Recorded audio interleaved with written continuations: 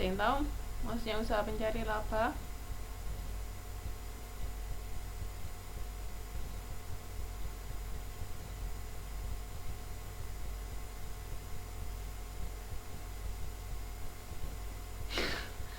Iya, itu mah juga saya tulis, Mbak, di PPT. Itu cenderung dilakukan oleh pihak swasta.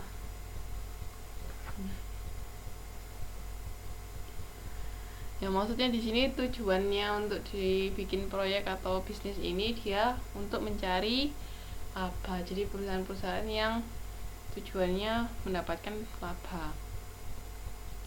Nah, ini juga sama. Jadi maksudnya swasta kan kayak tadi bisnis itu bisa kayak yang di objek dari proyek itu untuk profit sama non profit. Maksudnya yang tujuan utama dari didirikan proyek itu untuk mendapatkan keuntungan.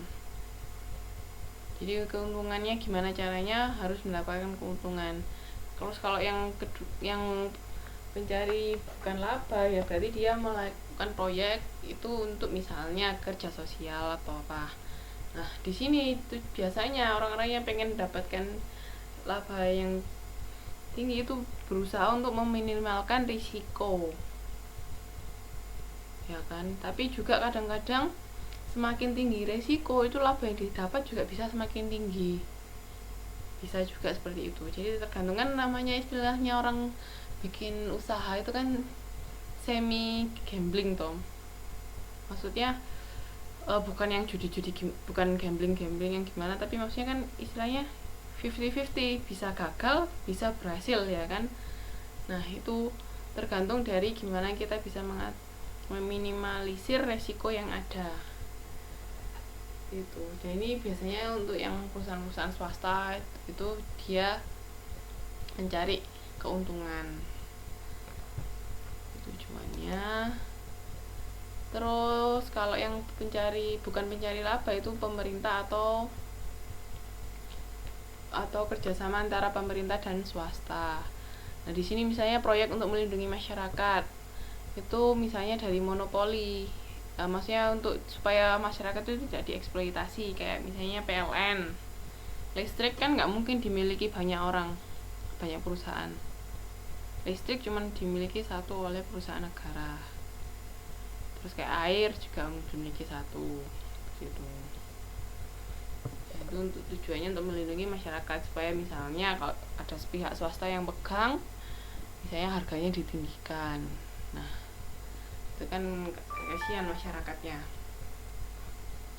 Terus habis itu proyek untuk keperluan strategi dan pertahanan negara, itu juga misalnya membangun pelabuhan atau bandara.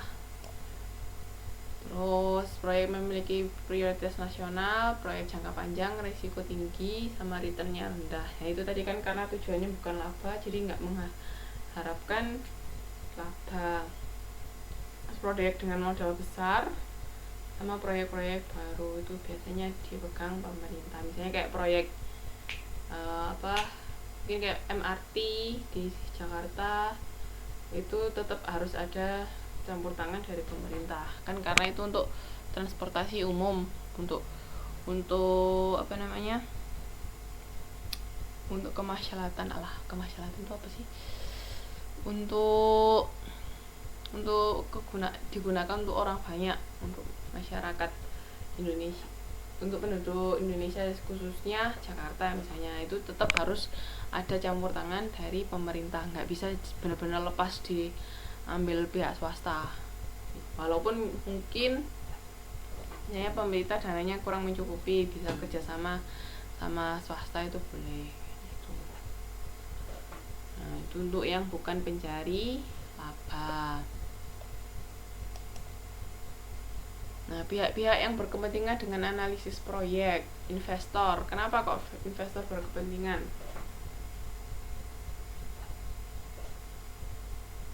Alasannya apa?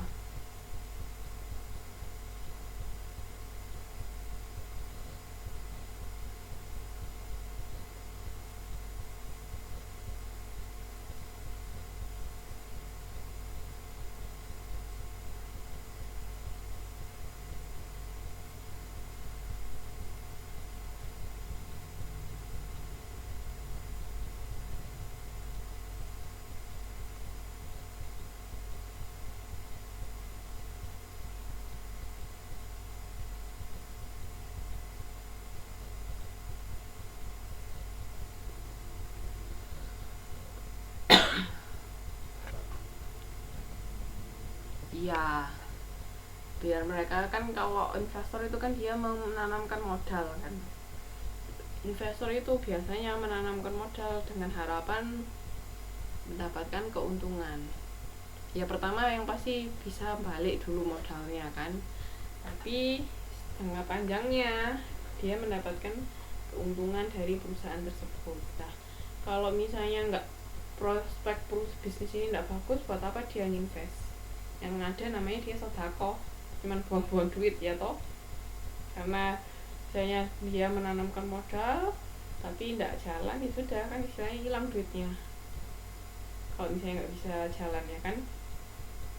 Kalau misalnya kita nganuin CEO-nya, kenapa kok sampai nggak jalan, kan nggak mungkin juga dia ada kemampuan untuk mengembalikan duit yang segitu banyak. Investor itu biasanya kayak gitu. Tapi masih ingat nggak antara kreditor sama investor yang harus didahulukan yang mana?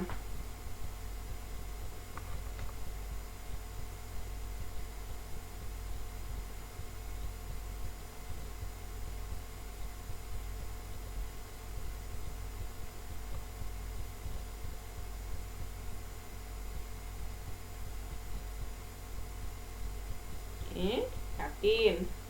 Kalau misalnya perusahaan mau bangkrut,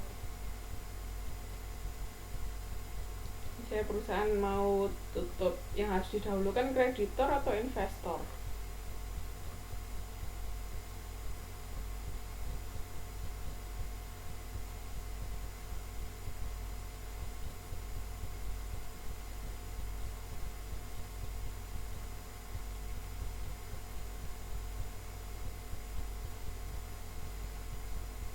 Iya, harus kreditor dulu yang didahulukan, karena itu meminjam.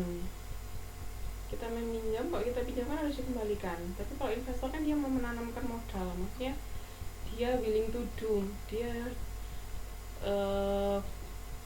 bersedia untuk menanamkan duitnya dengan embel-embel, nanti misalnya dapat laba, dapat profit. Tapi kan kalau kreditor kita meminjam, berarti kalau kita pinjamkan harus dikembalikan.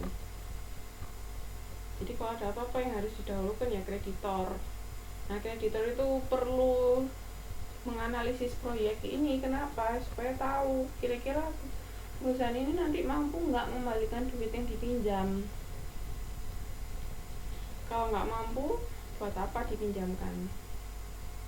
Kan juga biasanya ada jaminan misalnya dia nggak bisa mengembalikan duit yang dipinjam, nanti apa yang disita misalnya. Tapi kalau dari investor biasanya nggak ada seperti itu. Dia yang invest ya udah, misalnya perjanjian invest.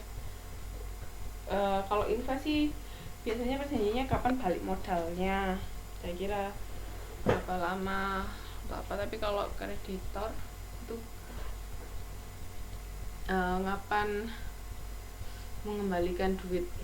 Kalau investor itu juga lebih jangkanya lebih panjang ya daripada kreditor kan. Kalau investor kan dia menanamkan duit di perusahaan itu dengan harapan perusahaan itu terus berjalan selama mungkin. Nah, dengan adanya misalnya laba tiap tahun, tiap periode, dia kan mendapatkan keuntungan dari situ. Setelah misalnya modalnya sudah balik, dia bisa dapat profit laba-laba. Tapi kan kalau kreditor gitu, masanya selesai, misalnya pinjam duit 100 juta untuk 5 tahun, selesai ya sudah. Nah, kalau pemerintah itu dia kenapa kok butuh analisis proyek, supaya tahu perusahaan ini bisa berkontribusi apa ke negara, terus kira-kira prosedur-prosedur yang sudah dilakukan sesuai enggak dengan peraturan. Misalnya kalau jual makanan sudah diberi izin enggak sama BPOM, misalnya layak enggak untuk dimakan kan. Jangan sampai misalnya